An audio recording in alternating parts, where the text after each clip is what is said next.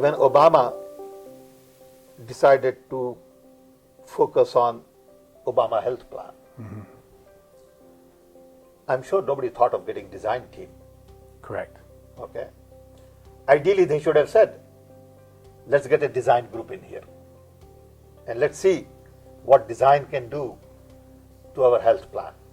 So everywhere I find that design comes to them after the fact, as opposed to saying, I need to have a design team as part of my plan for the reforms in health. It's true, because people in public policy and in technology always look at the facts, the existing facts, and extrapolate into the future. And that almost guarantees that it narrows the window of what's possible. Right. And if you start with what's desirable rather than what exists, you don't throw out what exists, of course, but you add to it with the issue of what is desirable, and then figure out how you bring those two things together. You will get more insightful and far-reaching answers than if you only work with what exists. But how do we convince people to do that? I think the fault has been of design, to not develop the methods and the logic and the frameworks to show that. We have the capability as a field, and we can create case studies about why this worked better, but that's not the same as developing principles and theories and methods and frameworks.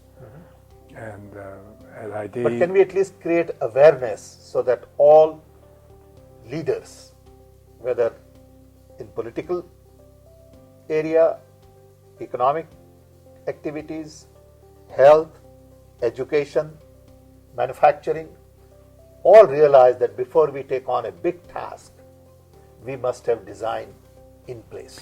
I don't think a leader will do that until they're feeling fear or pain. If things are sort of working, there's no reason for them to adventure into the area of design. But it depends on what you call working. Yes, it is. But if they, in the corporate world, with the short-term, the focus on short-term benefits, working is a very modest example. It's a very modest idea. I'll use A.G. Lafley in his first tenure as CEO of Procter & Gamble as an example. He invested a lot in design, and I asked them, why are you doing this? You're at the top of your game. You're beating all of your competition. I told them I never saw anyone do this without feeling fear or pain.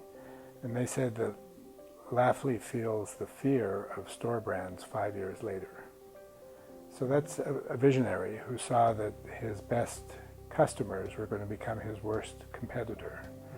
And he knew that he had to create more value in his products now rather than wait for that confluence of Walmart becoming a customer and a competitor at the same time.